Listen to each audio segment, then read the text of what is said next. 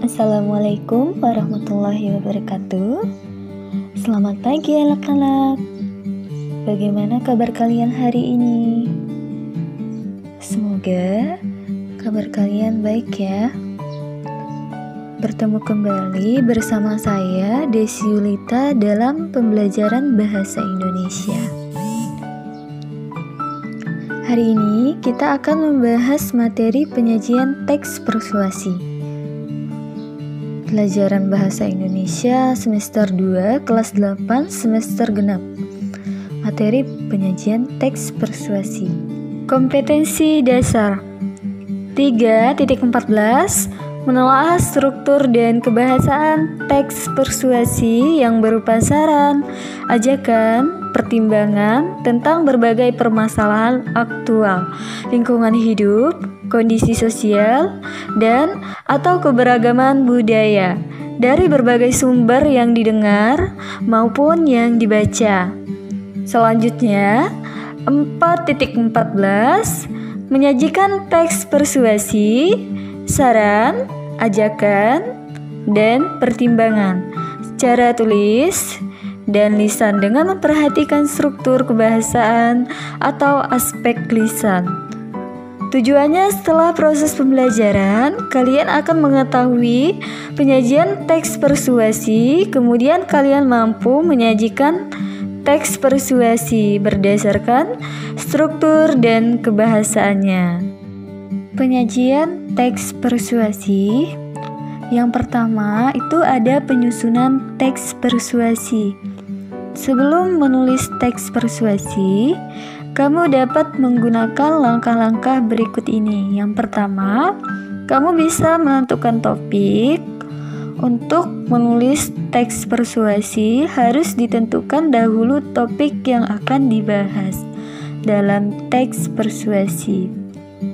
Banyak topik bisa dibahas dalam teks persuasi, seperti masalah narkoba, rokok, dan kebiasaan sehari-hari. Topik merupakan lingkup pembicaraan dalam suatu teks. Contoh topik misalnya, ajakan menjaga kebersihan lingkungan. Yang kedua, kamu bisa menentukan tujuan. Setiap teks persuasi mempunyai tujuan. Tujuan utama setiap teks persuasi adalah meyakinkan pembaca dan pendengar. Oleh karena itu, buatlah tujuan jelas dan masuk akal agar bisa dipercaya oleh pembaca dan pendengar.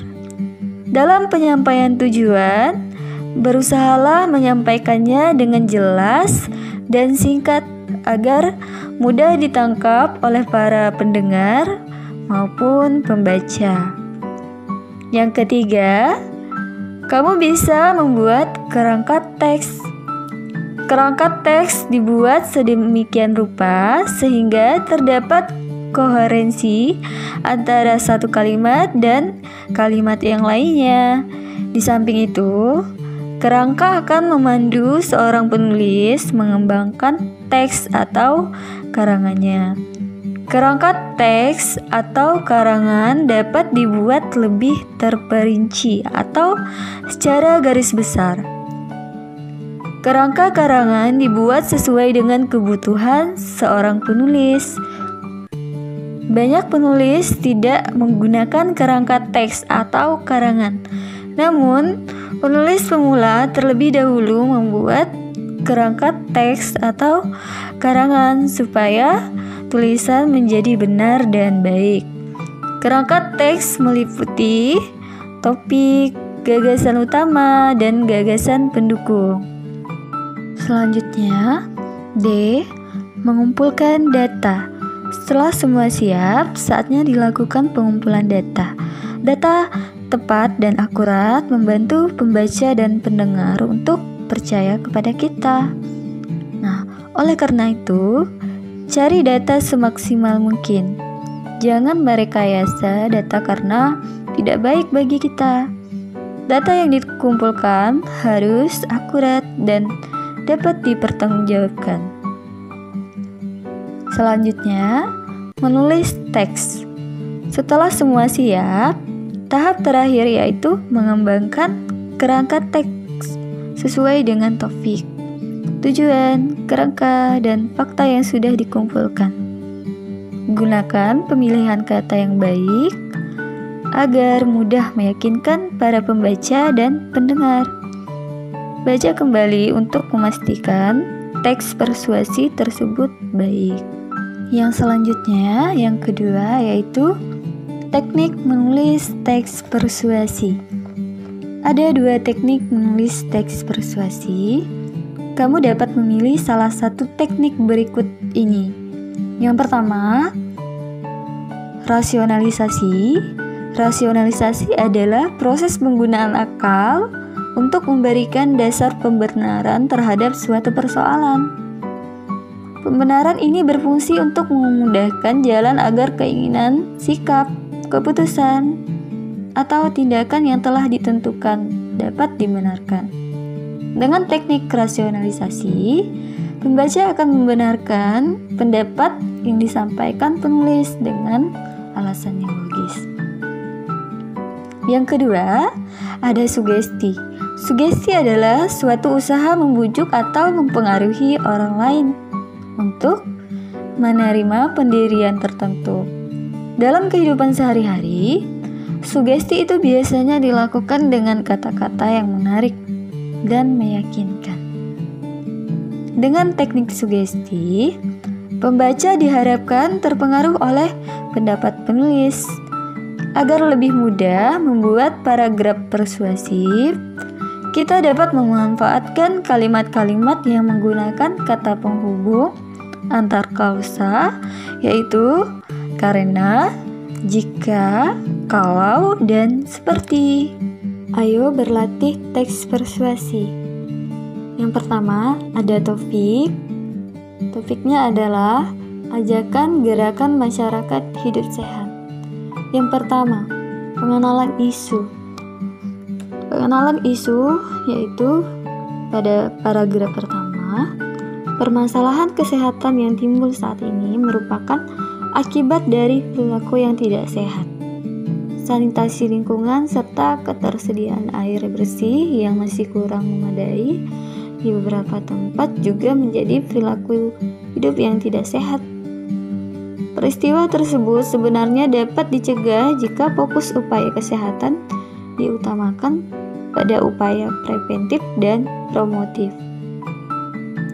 Upaya tersebut bermanfaat dalam menumbuh kembangkan kemandirian keluarga dan masyarakat untuk berperilaku hidup bersih dan sehat. Paragraf kedua, serangkaian argumen. Perilaku hidup sehat sebenarnya sudah ada di masyarakat, tetapi perlu dikuatkan dan diperluas dalam praktiknya di kalangan keluarga dan masyarakat. Puan Maharani menyatakan bahwa gerakan nasional yang diprakarsai oleh Presiden Rakyat Indonesia ini dicanangkan dalam rangka penguatan pembangunan kesehatan yang mengedepankan upaya promotif dan preventif. Salah satu langkah nyata dalam menumbuhkan perilaku hidup sehat, dibentuklah Germas, Gerakan Masyarakat Hidup Sehat. Germas bertujuan untuk menurunkan beban penyakit, seperti menghindarkan terjadinya penurunan produktivitas penduduk dan menurunkan beban pembiayaan pelayanan kesehatan karena meningkatnya penyakit dan pengeluaran kesehatan. Ada paragraf ketiga, yaitu terdapat pernyataan ajakan. Germas mengajak masyarakat untuk membudayakan hidup sehat agar mampu mengubah kebiasaan-kebiasaan atau perilaku tidak sehat. Puan Maharani berpesan agar masyarakat budayakan hidup sehat dengan melakukan langkah kecil melalui perubahan pola hidup ke arah yang lebih sehat untuk menyukseskan Germas. Masyarakat tidak bisa hanya mengandalkan peran sektor kesehatan saja. Puan mengajak kementerian atau lembaga pemerintah dan masyarakat harus memberikan dukungan, komitmen, dan peran serta dalam bergotong royong meningkatkan kesadaran, kemauan, dan kemampuan hidup sehat bagi setiap orang. Yang keempat, ada paragraf keempat, yaitu penegasan kembali. Dalam kehidupan sehari-hari, praktik hidup sehat merupakan salah satu wujud revolusi mental. Germas merupakan wujud nyata dalam menumbuh kembangkan perilaku hidup sehat. Pemerintah dan masyarakat dapat bekerja sama menyukseskan program perilaku hidup sehat demi kesehatan masyarakat. Nah, di dalam teks persuasi tersebut, kebahasaannya mengandung pendapat dan fakta, yaitu terdapat pada paragraf kedua. Paragraf kedua yang pertama ada kalimat pendapat, seperti perilaku hidup sehat sebenarnya sudah ada di masyarakat, tetapi perlu dikuatkan dan diperluas dalam praktiknya di kalangan keluarga dan masyarakat. Puan Maharani menyatakan bahwa gerakan nasional yang diprakarsai oleh Presiden Republik Indonesia ini dicanangkan dalam rangka penguatan pembangunan kesehatan yang mengedepankan upaya promotif dan preventif.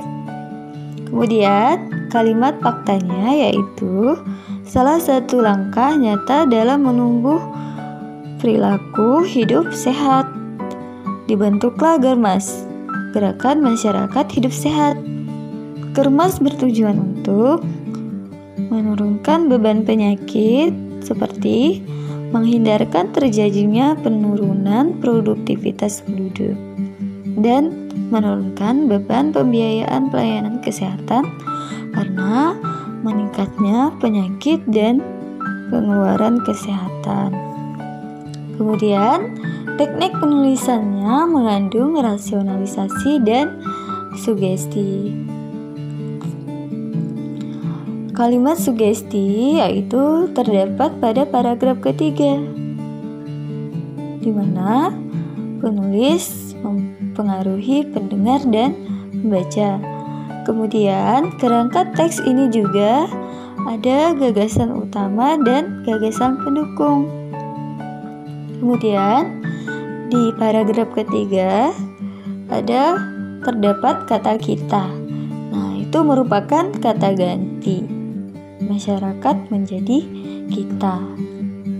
Kemudian, pada paragraf keempat ada kata penghubung seperti oleh karena itu. Demikianlah penjelasan mengenai materi penyajian teks persuasi. Terima kasih atas perhatiannya. Wassalamualaikum warahmatullahi wabarakatuh.